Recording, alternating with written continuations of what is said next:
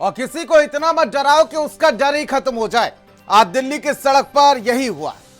NEET घोटाले के इंसाफ की मांग को लेकर उतरे कॉकरोच। जनता पार्टी के निहत्थे छात्रों पर पुलिस भूखे भेड़ियों की तरह टूट पड़ी। लाठीचार्ज, आंसू गैस, खून से सने चेहरे और बंद इंटरनेट। लेकिन इस बर्बरता के बीच जब लाठी खा रहे एक लहलुहान छात्र चीखा कि मुझे और मारो, तो पूरे सिस्टम का गुरूर ही कांप गया। देखिए लोकतंत्र को लहलुहान करती है खौफनाक रिपोर्ट।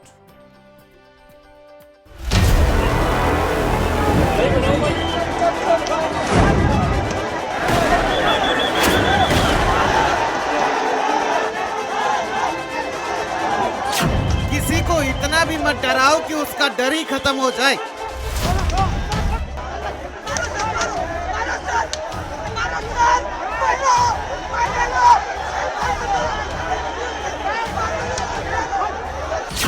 किसी को इतना ना मारो कि उसके शरीर में खून ही ना बचे। क्या हुआ? कितने मारा? पुलिस वाले ने वीडियो है, दो वीडियो दो, दिखाओ। गलत दिखाते हैं ना, देख लो। इंटरनेट बंद, लाठियों का प्रबंध और सिस्टम को रास नहीं आ रही वो सच की गंध।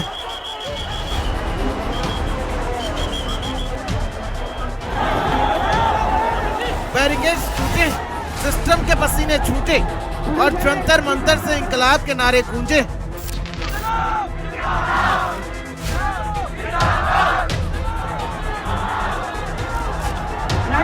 क्या कर रहे हो? जुल्म की लाठी, नियत्ती छाती और आंसू गैस के गोलों की बस आज की ये कहानी। आज देश की राजधानी दिल्ली की सड़कों पर लोकतंत्र लहूलुहान हो गया। एक तरफ संसद के वातानुकूलित कमरों में माननीय बैठे थे और बाहर सड़क पर पुलिस निहत्थे प्रदर्शनकारियों और युवाओं पर भूखे भेड़ियों की तरह लाठियां बरसा रही थी।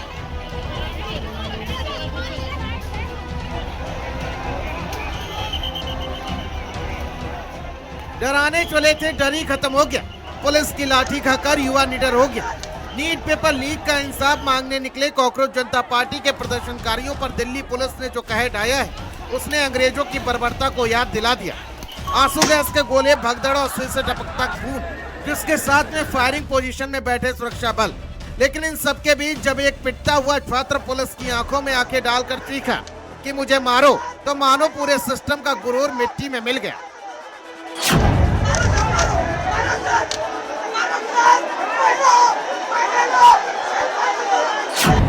एक रात पहले से ही दिल्ली की हवाओं में इस तूफान की आहट सुनाई दे रही थी।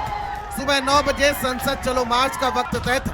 पुलिस ने नई दिल्ली में धारा 163 का फंदा कस दिया था। लेकिन जब जुल्म हद से गुजर जाए तो धाराएं और बैरिकेड्स कागजी साबित होते हैं। मंडी हाउस और राजीव चौक मेट्रो स्टेशन से सैकड़ों युवा और महिला प्रदर्शनकारी इंकलाब जिंदाबाद के नारे लगाते हुए बाहर निकले। उनका मकसद सिर्फ एक था, नीट घोटाले पर गूंगे बहरे हो चुके सिस्टम के कान खोलने के। जंतर मंतर से संसद की तरफ कदम बढ़ते ही दिल्ली पुलिस के पसीने छूटने लगे। पूरा अमला मुस्तैद था क्योंकि उन्हें शांतिपूर्ण मार्च में अपनी कुर्सी हिलती हुई नजर आ रही थी। यहाँ पे धर्मेंद्र प्रधान का इस्तीफा मांगना है क्योंकि उनकी वजह से 22 बच्चों ने सुसाइड कर लिया, 22 घर उजड़ गए, आगे और कितने उजड़ेंगे। जब हमने शांति से कभी अपनी आवाज उठाई है तो उस आवाज को उठाने का, उस आवाज को दबाने का भारतीय सरकार ने जिम्मा उठा रखा है। छात्र जंतर मंतर से संसद की तरफ बढ़े और तभी दिल्ली पुलिस ने अपना खौफनाक रूप दिखा दिया। निहत्थे युवाओं को रोकने के लिए पुलिस ने बैरिकेड्स की दीवार खड़ी कर दी थी। जब छात्रों ने बैरिकेड्स पार करने की कोशिश की तो पुलिस ने उन पर लाठियों की बारिश कर दी। जरा इन तस्वीरों को गौर से देखिए, कैसे पुलिस के जवान दौड़ा दौड़ाकर युवाओं को पीट रहे हैं। जो आज कल तक किताबें पकड़ते थे वो आज अपने सिर से बहते खून को रोक रहे हैं। बर्बरता यही नहीं रुकी, छात्रों में दहशत फैलाने के लिए संसद भवन के बाहर आंसू गैस के गोले दागे गए। सफेद धुएं के गुबार के बीच चारों तरफ चीख पुकार मच गई। भगदड़ में कई लड़कियां कुचल गई। पुलिस ने कई छात्र नेताओं को घसीटते हुए हिरासत में लिया और बसों में ठूस ठूस कर ले गई। ऐसा लग रहा था कि मानो पुलिस छात्रों से नहीं किसी विदेशी दुश्मन से निपट रही हो। क्या शिक्षा के लिए आवाज उठाना गलत है? इस देश में, हमारे देश में, हमारे लोगों के सामने शिक्षा के लिए आवाज उठाना गलत है? ये कुछ नहीं है सर, ये हमारे एक मुके के बस बात है। एक बार मारेंगे ये खत्म हो जाएगी और हम निकल जाएंगे यहाँ से। बस हम नहीं चाहते कि यहाँ पे दंगा हो।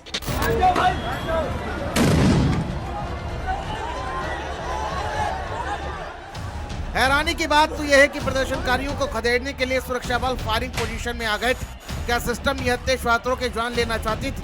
इलाके में तनाव का बहाना बनाकर इंटरनेट सेवाएं तुरंत ठप कर दी गई ताकि इस पुलिसिया हैवानियत की तस्वीरें दुनिया तक न पहुंच सके। सड़क पर बिखरे हुए जूते चप्पल और हवा में तैरती आंसू गैस की गंध आज भारतीय सिस्टम के माथे पर वो कलंक जो कोई मिटा नहीं सकता।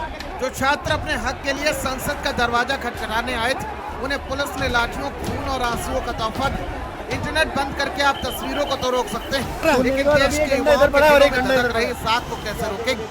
स्पेशलिस्ट पारस मचवा।